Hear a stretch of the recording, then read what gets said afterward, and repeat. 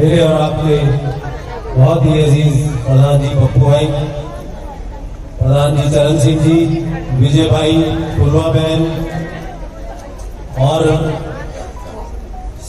सम्मानित मंच पर बहुत ही मेरे सम्मानित बुजुर्ग, मेरे नौजवान साथी जो खड़े हैं, जिनमें कालीचरण जी हैं, मान सिंह जी, रामवीर जी, विजय भाई, विनोद गौतम जी, सरफराज जी, शशि बड़ाना भाई, फुलवा जी, सुनीता जी, सीमा जी, बबली जी, ललित, राम प्रसाद, अशोक, सरीना और बाकी किसी का नाम भूल गया हो तो वे सभी आ जाते हैं सम्मानित मंच में। तो सभी का आपका बहुत बहुत धन्यवाद करता हूं। और सबसे ज्यादा जो अहमियत रखने वाली मेरी माताएं, मेरी बहनें, मेरे नौजवान साथी, मेरे बुजुर्ग जो मेरे सामने खड़े हैं। उस दिन पहली बार मैं सॉरी किया था, उस दिन भी मेरी आंखों में आंसू थे और आज फिर आप लोगों को देखकर फिर मेरी आंखों में आंसू है। और ये कोई राजनीतिक लालसा नहीं है मेरी, ये सिर्फ आप लोगों का दुख दर्द है जिसकी वजह से मुझे बार बार ये चीज खींच लाती है कि शायद मैं कुछ करने लायक हूं और आप लोग बार बार आ रहे हैं यहाँ पर, तो उसको मैं आगे क्यों नहीं बढ़ा पा रहा हूं। सिर्फ आप लोगों का प्यार, आप लोगों की जो उम्मीदें, जो मेरी माताओं की आंखों में मैं उम्मीद देखता हूं मेरे लिए, सिर्फ यही एक चीज है जो मुझे बार बार खींच लाती है। और मैं आपको सच बताऊं, आज ऊपर वाले को साक्षी मानकर आप लोगों के बीच ये बात कहता हूं कि जिंदगी में मेरा कोई मकसद नहीं रहेगा राजनीति का। सबसे पहला अगर कोई मकसद है तो आप लोगों को आपके प्लॉट, आपके मकान वापस दिलाने का।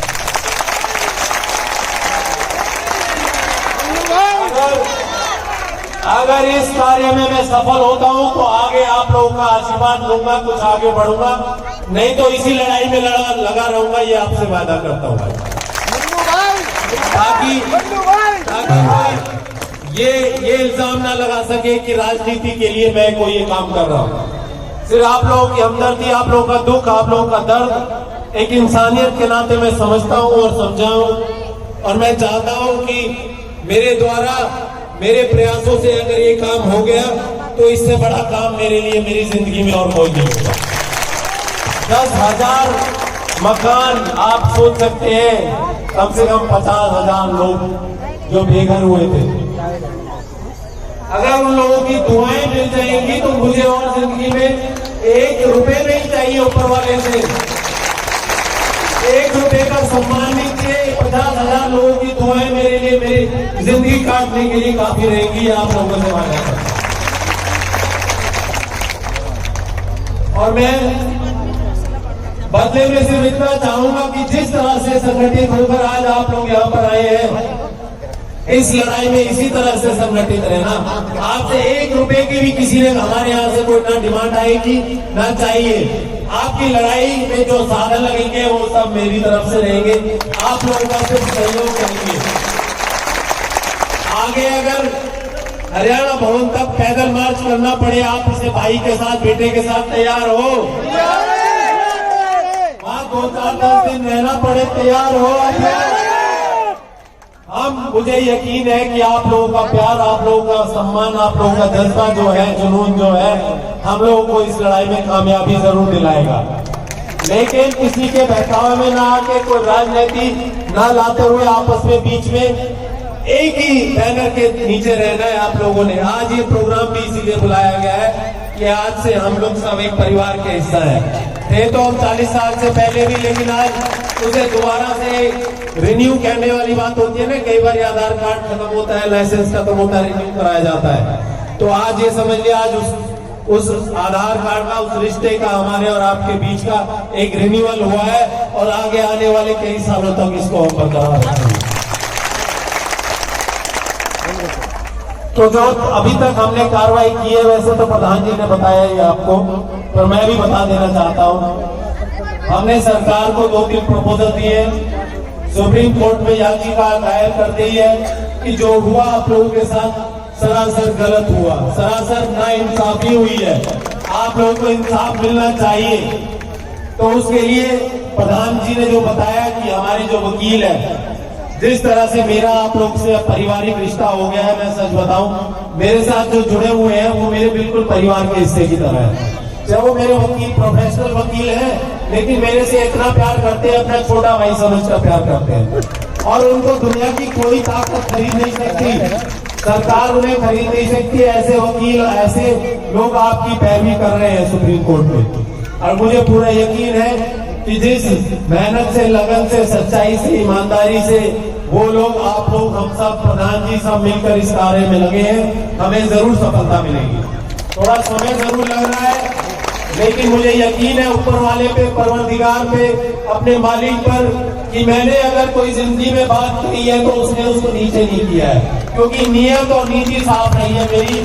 कभी अपने लिए नहीं सोचा, कभी स्वार्थ में अपने लिए कोई बात नहीं सोची। अगर सोचा है तो आप लोगों के भले के लिए मेरे माध्यम से अगर कोई बात हो सके तो मैं उसी के पीछे, आप लोगों के पीछे जो है हाथ जोड़कर खड़ा हूं और हमेशा खड़ा रहूंगा। तो हमारी कार्रवाई जारी है, आगे भी कोई इस तरह के प्रोग्राम होंगे। प्रधान जी ये फॉर्म भरवाइए, सारे एक ही ग्रुप में हम लोग एक परिवार की तरह संगठित रहेंगे। कहीं जाना है, चलना है, जो भी डे टू डे आपकी कार्रवाई हो रही है आपके इस मुहिम को लेकर, उसमें जानकारी दी जाएगी। किसी और के बहकाव में ना, एक जेन्युइन ग्रुप बनाइएगा। एक नहीं बन सकते तो 4-5 व्हाट्सएप ग्रुप बनाकर सभी परिवार के सदस्य, एक सदस्य तो कम से कम जुड़े, ताकि वो अपने और अपने परिवार को थोड़ा बता सके, अवगत करा सके कि भी क्या चल रहा है, क्या हो रहा है। मुझे पता है कि रात दिन आपके ख्यालों में, आपके दिमाग में सिर्फ एक ही सवाल उठ रहा होगा कि कब हमें हमारे मकान, हमारे प्लॉट हमें वापस मिलेंगे। मैं जानता हूँ आप लोगों की पीड़ा को, आप लोगों के दुख को, आप लोगों के दर्द को। तो यकीन मानिए कि मैं भी रात भर आप लोगों के बारे में ही सोचता रहता हूँ कि हे भगवान, आपने कहलवा तो दिया है, लेकिन मेरी इज्जत रखना, लाज रखना, इन लोगों की जो उम्मीदें हैं उन पर मैं खरा उतर कर दिखाऊं। और जो प्रधान जी ने कहा, स्कूल वाली बात है, बच्चे यहाँ पर आए हैं, यही हमारे हिंदुस्तान का भविष्य है। ऐसे ही ने जो बेकार मत होने दो। आप लोगों से अपील करूंगा कि जहां भी मिले, जो भी सहायता मेरे से बन पाएगी, हमारे संगठन से बन पाएगी, इन बच्चों के पढ़ाई लिखाई के लिए हम हर प्रयास से आपके साथ हर तरह से जुड़े रहेंगे। चाहे वो सरकारी स्कूल की बात हो, चाहे प्राइवेट हो, इन लोगों के स्कूल के जाने का जो प्रावधान है, हम सब मिलकर इस पर ध्यान देंगे और चाहेंगे कि हमारे बच्चे अच्छे स्कूल में शिक्षित हो और हमारे हिंदुस्तान का सुनहरा भविष्य बने। दूसरा, परिवार जो आपने बताया, सब एक दूसरे से संगठित होकर इस परिवार को एक परिवार की तरह लेकर चलेंगे। आपस में छोटे मोटे मुद्दाओं तो शायद होते रहेंगे, लेकिन जो मुख्य लक्ष्य है उससे किसी को नहीं भटकना है। उस पर किसी का कोई प्रश्न, किसी का कोई प्रश्न चिन्ह नहीं आना चाहिए कि हमारा लक्ष्य सिर्फ सबका एक है कि हमारे मकान, हमारे प्लॉट खोरी में हमें वापस मिले, यही हमारा लक्ष्य है। जो एक आज के इस आयोजन का एक और कारण था कि हम सरकार से ये कह रहे हैं कि 10,000 आपने मकान यहाँ से हटाए हैं। एक परिवार 100 नहीं तो 10 पेड़ लगाने के लिए तैयार है, और 10,000 का मतलब अगर 10 से आप मल्टीप्लाई करोगे तो 1 लाख पेड़ होते हैं। मुझे नहीं लगता कि फरीदाबाद के फॉरेस्ट डिपार्टमेंट ने कभी 1 लाख पेड़ लगाए होंगे। आप बताओ, लगाए होंगे? हम सरकार को कहेंगे हम 1 लाख पेड़ लगाएंगे भी, और ये सुनिश्चित करेंगे कि वो पेड़ को कोई नुकसान ना हो, कोई हानि ना हो, आगे 15, 20, 50 सालों तक वो बड़े हो जाए और ये कहें कि ये कभी खोरी गांव के लोगों ने ये पेड़ लगाए थे और वाकई में ये देखिए कितने खूबसूरत जंगल आज बन गए। मात्र हमें 40 एकड़ आपने खाली कराइए, मात्र 10 एकड़ 15 एकड़ चाहिए हमें, बाकी 25 एकड़ में आप खुद पेड़ लगाओ, हमसे लगवाओ, हम लगाएंगे उनमें पेड़, और सुनिश्चित करेंगे कि एक पेड़ की रखवाली हम स्वयं मिलकर करें। तो सरकार को हमारा ये भी प्रपोजल है, और आज आप लोगों की तरफ से हाथ जोड़कर सरकार से ये अपील करूंगा, मुख्यमंत्री साहब से, कि यहाँ पे कोई पार्टीबाजी नहीं है। कोई ये मत समझिए कि ये दूसरी पार्टी है, ये फला पार्टी है। सब एक इंसानियत के नाते आप लोग आपसे अपील करते हैं कि जो यहाँ पे इनके साथ नाइंसाफी हुई है उसका इंसाफ करें, और यहाँ पर इनको प्लॉट, इनके जो प्लॉट और जब फ्लैट यहीं पर इनको दिए जाए। और ये और ये दिल से दुआ देंगे आपको, आगे आने वाले 10 सालों में भी आप मुख्यमंत्री रहोगे, यही हमारी दुआ रहेगी अगर आप हमारा ये काम कर देते हो। प्रशासन से भी ये दरख्वास्त करूंगा कि जो पुलिस वाले वहां पर जाते हैं आप लोगों को तंग करने, एक बार अपने परिवार के बारे में सोच लें कि अगर उनका परिवार यहाँ होता और उनको प्रताड़ित किया जाता, उनको भगाया जाता तो उनको कैसा लगता। वो भी भगवान से डरे और ऊपर वाले की लाठी में कहते हैं ना, आवाज नहीं है लेकिन उसमें जो उसकी चोट लगेगी वो बहुत ज्यादा खतरनाक होगी। तो पुलिस वालों को भी, प्रशासन को भी आज इस माध्यम से आप लोगों के सहयोग से ये कहना चाहूंगा कि एक इंसानियत के नाते इन पर जुल्म न ढाएं। पहले ही बहुत ज्यादा जुल्म ढा चुके हैं आप लोग, अब जिस हालात में है इनको उस तरह से रहने दिया जाए जब तक सुप्रीम कोर्ट अपना पूरा पक्का फैसला ना दे देता है। और आप लोगों का एक ज्ञापन लेके, सारे फॉर्म लेकर मैं कल या परसों में प्रशासनिक अधिकारियों से भी मिलूंगा और ये आप लोगों की जो जायज जो मांग है इसको रखेंगे कि वहां पर आप लोगों को परेशान ना करें। कम से कम जो वहां ठिकाने बने हुए हैं वहां पर वैसे के वैसे बने रहे, तब तक सुप्रीम कोर्ट का फाइनल डिसीजन नहीं आ जाता। तो अंत में सभी मेरी माताओं का, बहनों का, मेरे बुजुर्गों का, सभी का बहुत बहुत धन्यवाद करता हूँ और उम्मीद करता हूँ कि इसी तरह से आप लोग संगठित रहेंगे और अपने इस भाई, अपने इस बेटे को आशीर्वाद देते रहेंगे। और आपसे वादा करता हूँ कि एकमात्र उद्देश्य रह गया मेरा अभी जीवन में फिलहाल, ये मैं अगर पूरा करूंगा इसके बाद दूसरी बात सोचूंगा, ये आपसे आज वादा करता हूँ।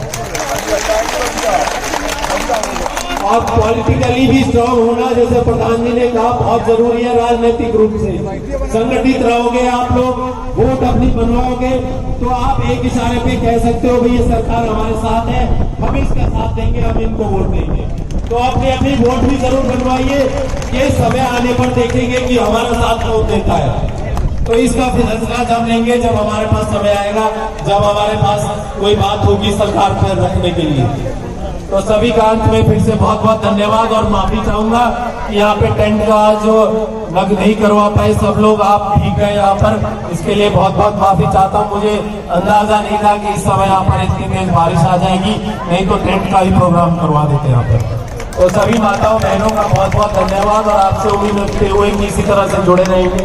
और प्रधान जी और सभी सम्मानित मंच पर जितने मेरे साथी हैं सभी का बहुत बहुत धन्यवाद। जय हिंद, जय भारत।